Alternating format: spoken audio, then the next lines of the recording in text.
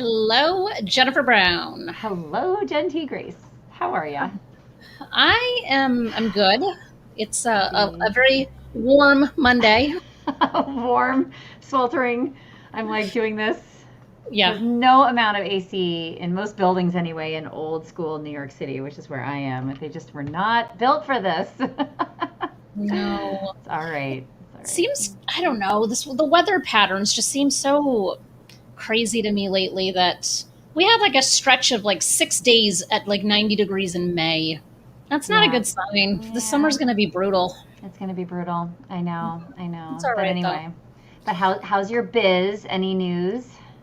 No, I don't have anything launching at the moment or any programs, Okay. but we do have a lot of books that are all back to back to back to back that are all going to be coming out soon. Like Tis the Season, Tis and the it's Pride season. Month, so we Oh have the my joy of gosh. right. It's June. It's Pride. We should be Does that celebrating happen Pride. always? Is there some sort of like a in June of every year, or is this an unusual Yeah, year? publishing seasonal, so it's Yeah. really spring and fall are the two Hmm. seasons. So everything needs to kind of be out the door, usually by the third week in June. So between Okay. like the beginning of March and third week in June, and then again in like September, October, November. Okay. So that's really when everything releases. There's outliers, of course, too, all of those Yeah. months, but for the most part, everything kind of comes out all at once. So I got it. there's So. a lot of activity. Oh, I guess I can mention that we've been working for about 2 years on trans and non-binary anthology, and Oh. that we are doing a launch party on June 24th for. Oh my So gosh. So exciting. so exciting! It has been a Oh. labor of love to say the least, and Brandy Lai on our team Right. is the one who's been spearheading it. It's good. So we're going to do an event with the contributors are all going to be there. So I'll be sharing information on that soon. So I'm Excellent. excited. Oh, Yeah, that's it'll so be great, fun. Jen. I'm going to Yeah. help you promote that definitely. So let's Yes, talk. I Yeah. absolutely will let you know. Yeah. Awesome. What's going on for you? The usual have it's Pride. It's a lot of speaking engagements for me, which is cool. I like to it's a festive time of year and a personal special time of year for us, right? Yeah. Especially. So that's cool. And then our next online program, I think, is launching end of June. So everybody, if summer's a little quieter for you, it might be a good time to actually go back to school with JBC. Come join us. I hope your summer's has a little more room in it, and you can focus on personal development of finding our diversity stories, thinking about our role as the individual in the systems change that we all want. Mhm. And it's a really beautiful foundational a place to start to build the bricks of becoming someday a what we might call a practitioner or somebody that gets paid to do this in organizations, which is still, Jen, every time we get on this, I think it's still a growing field. Like it's so neat to be able to say that because it was not something that I've always been able to say for the last 14 or 15 years. No, not at all. Not It's at all. definitely, I feel like it's definitely been growing and evolving over the Yes. last number of years, Which which is is good. perfect for our guest today because It Surabhi's is. a practitioner in the space. Hello. Hello. Hello. Hey, Welcome to Survey. the Yeah, Jen welcome. Show. It's so nice to see you both. Yeah, it's great to have Um, you here. And so, just if you want to start by just kind of sharing super high level, who you are and what you're up to, and then we'll just start peppering you with questions Terrific. as we do. yes, as we do. As we I do. can't imagine that we will run out of things to say. We will Uh, not. so my name is Surabhi. I do many things, but I would say all of them fall into this idea of building a better future of work. And so whether I do that through my hat as a professor in the classroom, or whether I do that as a consultant, or whether I do that as a coach, or even as a colleague, that's what it is. How do we build a better future of work? And Jen, you were talking about individuals and systems, and it takes both. It takes Mm, both individuals acting on behalf of individuals and individuals changing the system yeah. to create a better future of work. And so I am really invested in how we can do that Mm, with this lens of bringing on a diverse workforce, how we can do that to be inclusive, how we can do that with a vision so that everybody is succeeding. And you're not going to succeed in every place, but every place should be set up for folks to succeed. Oh, I like how you just said that. Yeah, because not every place is a fit for you, but ideally as you're seeking a partnership or a place to land or a home professionally, that environment, it has done its work so that it can be a mutually successful relationship. But we all know we're catching organizations up, I think, massively to the moment Yeah. we're in, and they're very, very behind, and therefore we need people like you getting your PhD, Surabhi, right? In leadership. Is that true? Tell us about the degree you're getting, and if is there like a specialization or something you really want to focus on and have your scholarship be about? Yeah, thank you. So I am a PhD student, so it's kind of fun to be both on the teacher side of the classroom when I am teaching, and also on the student side. And I would say, like any good system, they inform each other. So there are things that I do that I see as a student, and I think, oh, I want to bring that into the classroom. And then there are things that I do with my professor hat on, and I think, oh, I want to think about how this is landing for students and what would it be like if I was in their shoes. So I decided to go. This has been on my bucket list for a long time. And like so many people, the pandemic has forced us to say, what are those things that we need to really put our energy towards, at this point for us personally. And so for me, it was getting a PhD in leadership and change. And I think of all the constants in the world, we will always need people who understand leadership and are pushing the definition of leadership, which we can talk about as well, and also change, right? We're always going to be changing. And so my interest is really, not surprisingly, how do we create better futures of work with regards to leadership and management? And for so long, we have been in what I like to call this hangover of the great man theory of leadership, which in the leadership literature is these heroic models of leadership.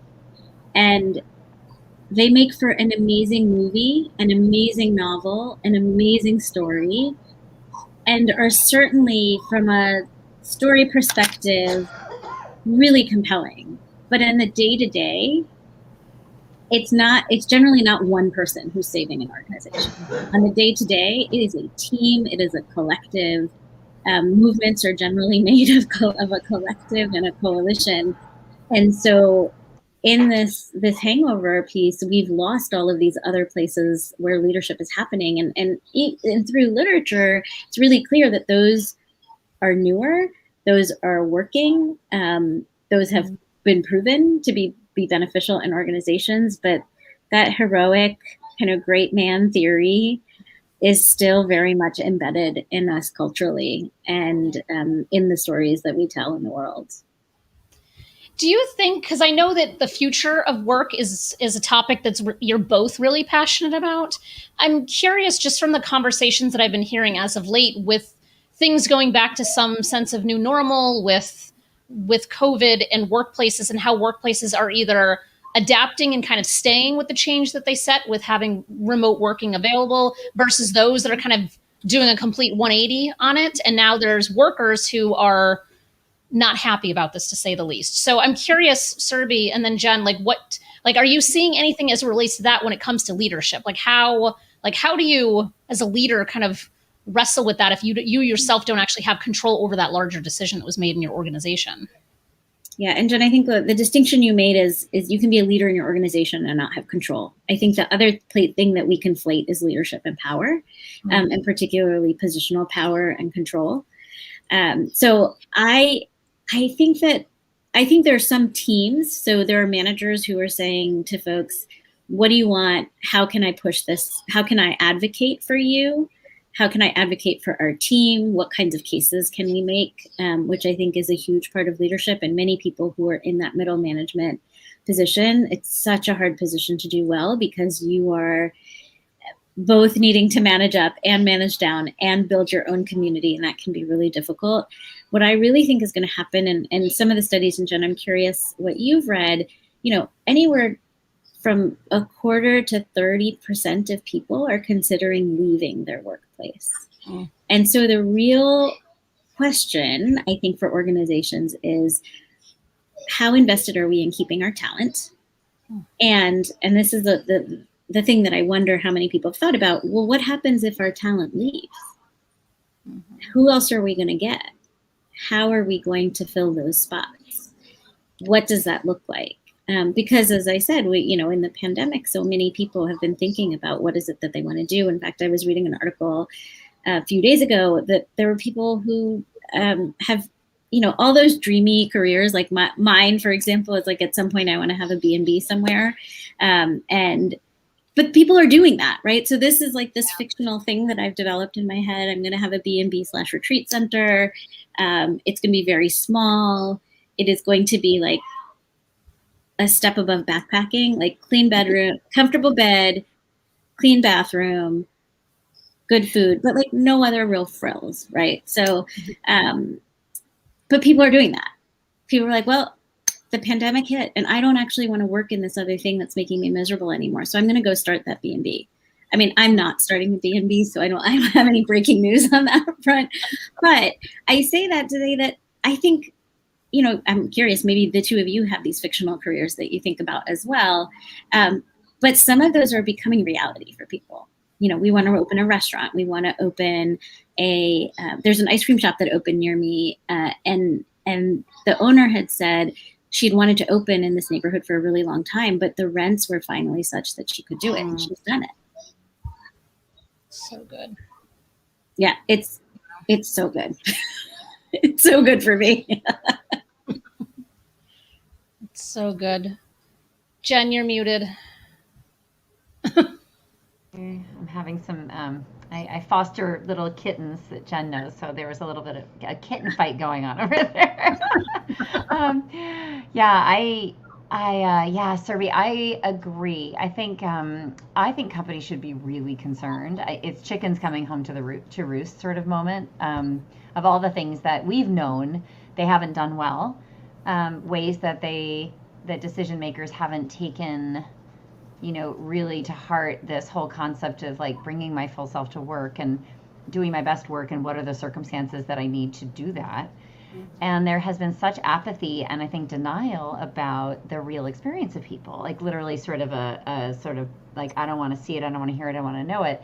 And now it's going to hit the bottom line, and there's a war for talent at the same time as like you look at unemployment. So it's this really interesting conundrum of we can't find enough talent. There's an exodus because people aren't willing to take it anymore.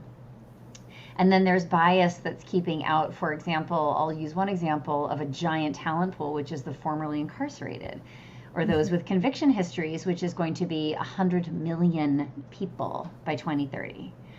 Wow. So it's like if we could somehow figure out how to make this math work and, really shift our organizations, like in the directions we want, and take advantage of this moment to really take a hard look at the toxic cultures that we've all put up with and that have been really harmful for us. What I don't know is the short-term mindset of every business leader, unfortunately, hasn't changed, which is like, I just want what I want it. It's still extractive. It's still exploitative. It's still short-term. And I just hope that they learn their lesson in terms of the droves of entrepreneurs that are saying, and particularly, by the way, like those of us who are underrepresented in the workplace are the ones that are leaving. Yes. I mean, we're the ones that are like, I can't take this anymore. Like I hear microaggressions or aggressions every single day. And like this company doesn't mean what it says. And I don't trust leadership. And I don't feel that my colleagues have my back. And I just don't, I'm going to be blocked at every turn. Like, why would I be here? And that's such a failure of leadership, Surabhi. So I hope somehow you can, no pressure. I want you to crack the code of this with your research, to say like, how's leadership changing? What are the expectations, and why do people need to get on board? And what is it changing into? I mean, I think we have our wish list of empathy and vulnerability and transparency and emotional intelligence and accountability to each other, not just around the bottom line, but about belonging. Like, we know what it needs to be, but it's going to be interesting getting people there. And I do think there are some companies that are saying, we want something hybrid, we're going to test, right? I also think we see a lot of companies saying, we want to be innovative, which is great. Like, this is the time to be innovative because you can test what's working, what's not working. There may be some teams that want to be in the office all the time. Great. There may be some teams that want to be distributed the whole time. There may be teams that want to be hybrid. I think what's really, really important for organizations is to think about, no matter how you do it, culture is happening. You are building culture no matter what. And the way that you build those connections are slightly different in different scenarios. And you have to work harder around equity, I think, when you're in a hybrid model. And this is something that I've been reading about and thinking about, is how do you do that? Because we all have this affinity bias. We all have this, if I see you every day and I go to have lunch with you every day, then I might like you more. But then what happens to somebody who isn't doing that? So what kind of systems are you setting up? And so I do think there are organizations that are thinking about it. And frankly, this is where I think small businesses and entrepreneurs have an incredible advantage, which is you don't have the history of we've always done it that way. And if you're a small shop, you can decide to say, okay, if I have 20 employees, what do we need to have make work?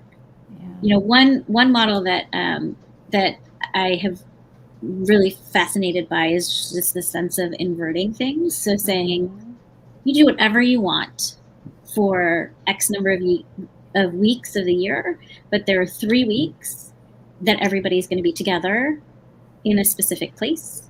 And that's when we're going to do some strategic planning. We're going to do some team building. We're going to do cross-functional teams, because we're going to build the seeds for those relationships for us to have when we're doing whatever else.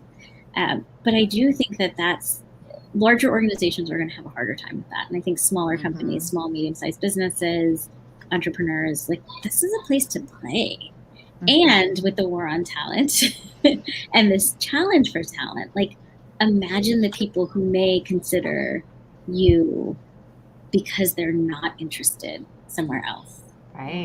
Right. So I think there's actually a great opportunity for small and medium-sized businesses in the sense of our new way of working, like an incredibly big one.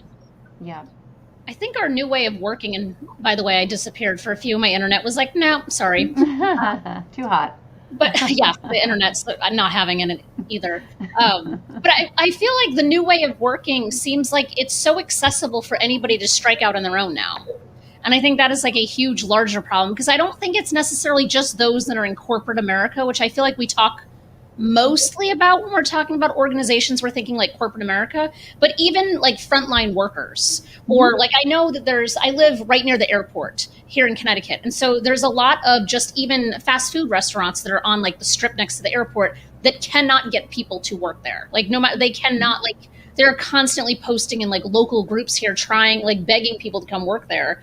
And I feel like it's because, well, I could go work and be covered in grease for $13 an hour, or I could put my flag in the sand and say, I'm going to do this thing instead. And I feel like it's, how do you compete with that at that point? So I feel like companies are really, they're up a creek. It's going to be interesting to see how this continues to evolve, like over like 10-year period. Like, what's it going to look like in 10 years from now? I think that's going to be fascinating. Yeah, I think so too. I also think that this is the reason that you see particularly restaurant workers organizing right now. For this is an opportunity, right? And then this is the thing about organizing. You look for your opportunity, and if the opportunity is now of restaurants saying, we need people, well, this is your opportunity to say, we want better working conditions. And we've seen some organizations say, all right, we're going to start our wages at $2, $3, $4 higher than what we were saying before. We're going to provide these benefits. And that, my guess, it's not a huge jump, is that the companies that are going to do that are the ones that are going to get their work staff filled up, quicker than somebody who isn't. So and in the same way, I think that some employers are willing to take a chance on somebody that they wouldn't have before. So, if you can't come into a physical office, but have a track record of remote work, which by the way is not new, remote working. But if you have a track record of remote work, then I think people are more willing to say, all right, tell me what's worked for you. Okay, yes, I want to do this. I mean, even if I think anecdotally about conversations I've had, there's so many one person, two people shops who have said, I need a virtual assistant. And I think about like, wow, virtual assistant is something that I would have never heard of 5 years ago. I'm sure it was around, but certainly not in my day-to-day conversations of I need a VA or this is what a VA can do. And I think about, well, that's an amazing opportunity for people who need flexibility on time or are never interested in coming into an office because their family moves a lot or because they want to be home with their family or because they have a disability that makes it very hard for them to leave the house. I mean, there's all sorts of reasons that somebody might not want to go. But that's definitely become more and more part of what I have heard people say. And the reason that I say that remote work isn't new is because when I was a kid, my dad was working remotely. Yeah. Interesting. I mean, he's a computer scientist, so it makes sense, right? There wasn't something available, but as a kid, I knew it was possible because I saw it. And I've been thinking about this recently because I was thinking about what is it about the future of work? Well, in some ways, I've always been exposed to it, whether it was him working off of a modem in the 80s and hearing the noise, the dial-up, the dial-up noises, and knowing that he had the flexibility to do that where he worked and the trust of his colleagues. And I think this is really important, having the trust of your colleagues to know that you are working and doing that with the modem and doing your work and you're still communicating, and that's amazing. And then having worked with people who were new professionals also gave me a sense, as somebody who worked with folks around their career who are new professionals going into the workplace, I've always had a sense of what new professionals want and have seen the gap of this is what new professionals want and this is what employers are offering. And so the more we can shrink that gap, I think the better it is. I'm curious if you have insights or just thoughts of why there is such a lack of trust between an employer and an employee when it comes to remote working. I can't wrap my head around, like, my team's remote and I would have it no other way because they can be home with their families. You can work at midnight, you can work at 4 a.m. I don't care. As long as the job gets done, you're available when needed. I don't care. But I don't understand in so many ways, why it's inherently we don't trust you until you've proven yourself otherwise, when it should really be the reverse. Is there some kind of origin for that you can identify, Surabhi? So I don't know that this is based on huge amounts of research. Maybe it is my gut. I do think that a lot of the I want to see you working comes out of this command and control. I want to be looking at you, I want to be watching you, and I want to be able to know that you are operating in the way that I want you to operate. And Jen, when I hear you talk about, I don't care when you work, right? That requires you relinquishing control of wanting to control when people work. And you probably also don't care if they work in their pajamas or if they're working in a ball gown or a tuxedo or their bathing suit, right? It doesn't matter. And I think there are pieces of the command and control, and there are a couple articles that I've seen in the last few years linking command and control management to colonization and enslavement. And so I think that it comes out of that. I want to be in control of you, and I want to assert and make my power known, as opposed to I want to give power to everybody on the team. So I want to give Jen and your team, you probably give everybody the power they need to do their job. Logical choice. And they're not having to ask you for every little thing. Yeah, that's the goal anyway. Yeah. It just seems like people would be so much happier in their workplace if they had a little more autonomy. And it seems like such a struggle. I had a job, I don't know what year it was, 2007, 6, I don't know, somewhere in that time frame. And to convince them to let me work from home a day a week was the biggest struggle on earth. I'm what do you think I'm doing when I'm at home? Like, I don't understand. Like, the job is still getting done. And someone just posted in the comments, Ralph, that he worked remote for 2 years and he did all of his work on Sunday at midnight. Yeah. But it's like, if that's what works for you, then like that's what works for you. Like, who am I to say you have to be an early bird because I am? I don't know.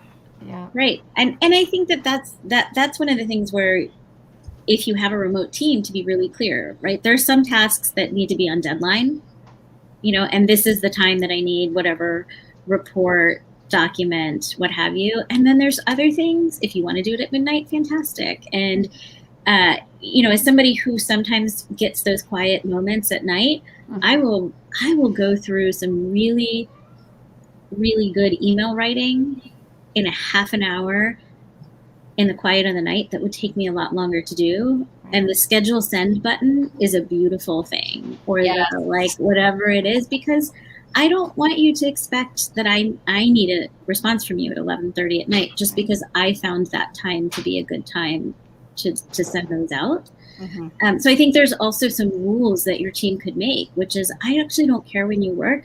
And if I send you something at 5 a.m. because I'm an early bird, which is actually really not me, I'm much more on the like 12:30 at night, I don't expect you to do that and to have to keep reminding people, or just say, listen, just use that schedule send button. It is a beautiful thing. You can have things go so that it is out of my head at 12:30 at night, but not causing you angst or anxiety at 12:30 at night. And it comes. Yeah, makes sense. The schedule and send is one of the greatest gifts in email, period. Yeah. I agree. Very true. I love this whole conversation about trust.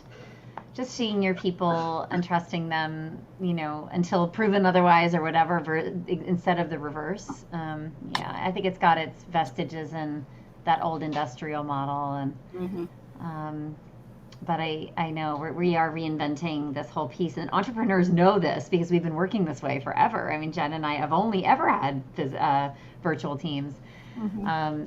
And in fact, I always think the opposite is true. Like, if you told me I needed to build my company all in like New York City with New York City commutable people, there's no way I could have found the best people. I mean, the beauty of it is that I've been able to like travel around and meet people on the road from all different geographies and make it work that way and compile the best. And it's still how we operate. And like, my team is always like, I don't even know where people are sometimes. Like, now we're like West Coast heavy, but it to me, it's a detail. And then being respectful of time zones and, like you said, sort of the rhythm of our lives, having extremely good communication with each other.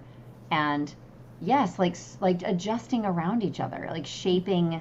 Especially, I think that if you're a boss or somebody that has sort of the accountability, I guess, from a seniority perspective, I find myself trying to say, like, well, when is this person on, and when do they tend to work, and what are they wrestling with, and how can I sort of move around to support, or how can we adjust something so that we can account for the ebb and flow of people's lives, like. And that is not a factory model, and that necessitates high trust, because you don't know what you're shaping around unless people really say, hey, this is what I'm dealing with. Like, this might have worked for me last month, but schedules have changed and now this is what I need. I love that if we can be open enough with each other, and then be super flexible to change on an ongoing basis. This is not just one and done. I mean, it's ongoing. Then I think that like flexibility, breathability of our structure, I think, is going to work for a lot more people. And so, but how do companies, operate that way? I think we do take a lot for granted in terms of the freedom that we have. So yes, entrepreneurship is becoming more and more attractive to a lot more people for all of the reasons we've talked about today. And I agree with you both. I think that what we're saying is the big sort of slow to change organization with perhaps older school, leadership that hasn't had to lead in this new world is going to have to work a lot harder to keep the best talent. I think that is very true. So I'm so glad, Surabhi, you're teaching this stuff. Well, and I think too, for entrepreneurs, remembering that many people, at least the many people I met who are starting their own businesses often were leaving because they didn't like the way that things worked in their old environment, whatever that old environment was. And it's so easy to recreate that pattern without checking yourself and continuing to check yourself. So I have seen people who have then just recreated the same pattern they were in, even though that's not what they will tell you that they left that for a very specific reason. And so Jen, when you were talking about, you try to adjust to what other people want, that is you listening to your team and building that trust and adjusting to it. Whereas I know several people who, and several managers across multiple industries who might say, well, they need to adjust to me. Right. And so I think there's also this sense of how are we working together to build this together? Because it doesn't work if you're only listening to me, and it doesn't work if I'm only listening to you. We actually need to listen to all of the each others in the room.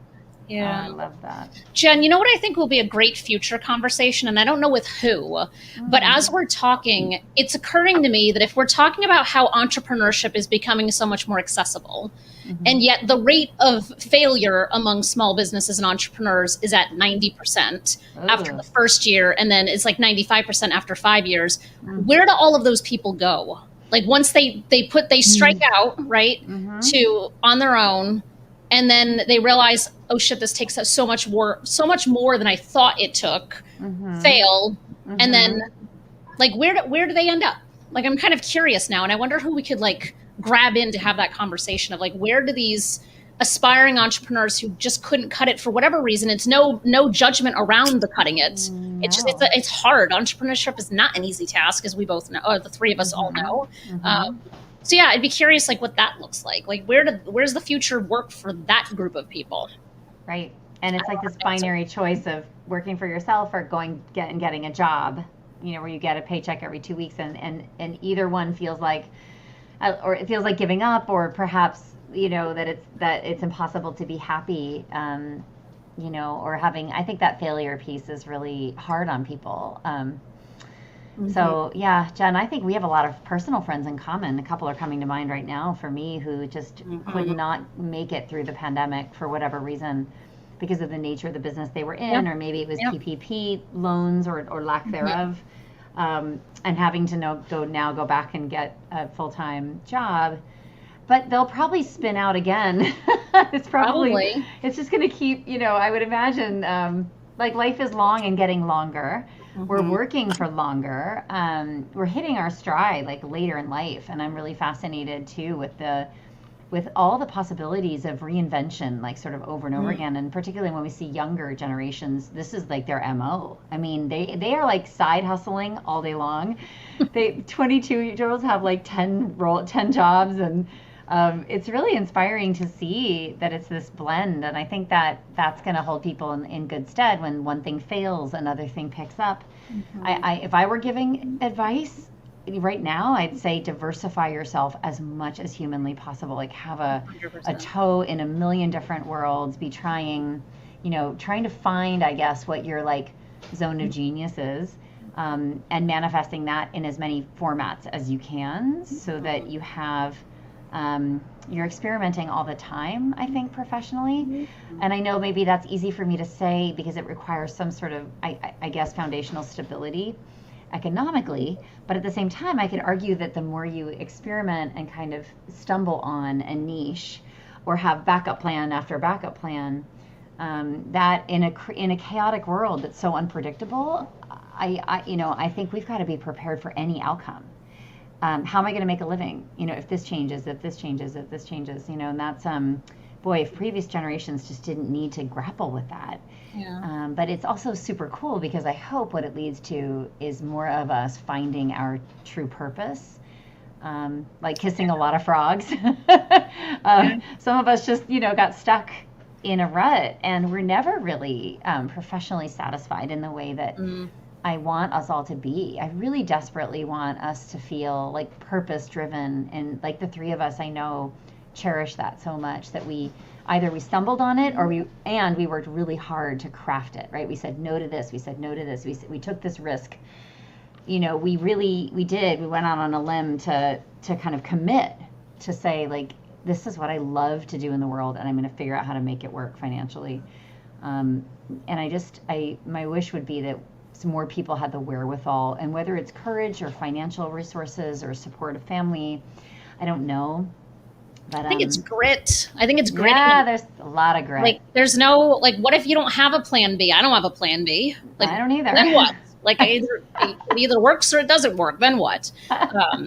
Versus like having a safety net. And I think for a lot of people, they don't make that decision because they don't have a safety net. And I feel like leap and the net shall appear. And that's right. That's one of my favorite things. As cliche as that is. No, it's true.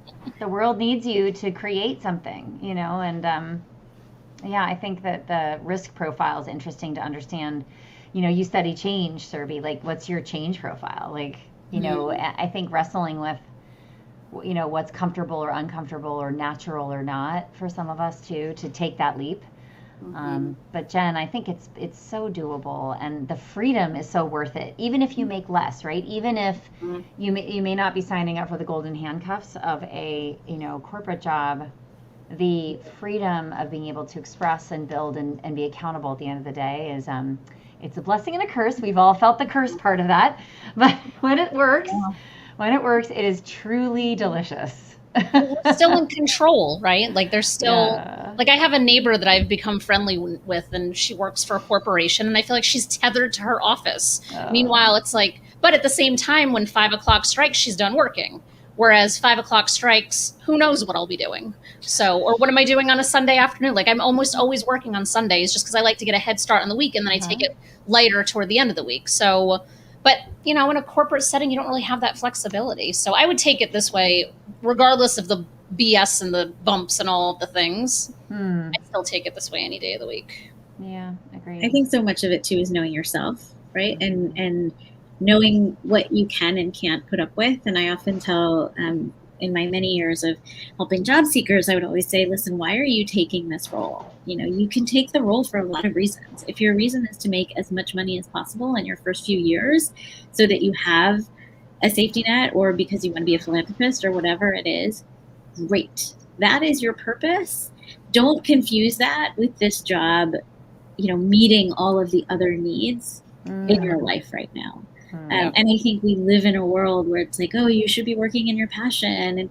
And the truth is, sometimes you work a job because it's your good enough job. So, right, like, I think a good enough job, and I've had some good enough jobs over the course of my career, they've been amazing, because a good enough job is one that you like, you're excited to go to work, and you turn off at the end of the day. And I don't think we talk as much about a good enough job where you say, I really like the work I do. It is aligned with me in some way, shape, or form. I like my colleagues, and I love going to work. And when I am done with work, I don't think about work, right? Then there are people who are like, I am in this work for the money, for the paycheck, and I need it through necessity, through building my stability moving forward.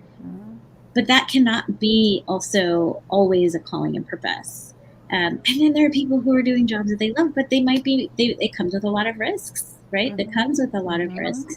There isn't somebody else who is making sure the paycheck comes if you were the one bringing in the paycheck, and you're bringing in the paycheck the two of you are bringing in paychecks not only for yourselves but for the people on your team, and that comes with a lot of responsibility. And you're the one that doesn't get paid if there's others get paid before you do.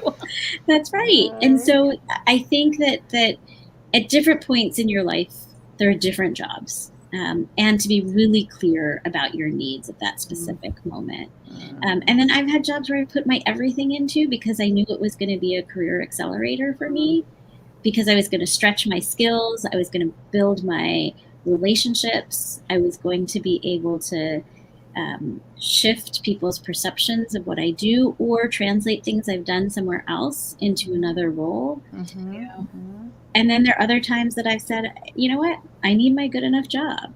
And then there's other times that I've just like, okay, I can do this job.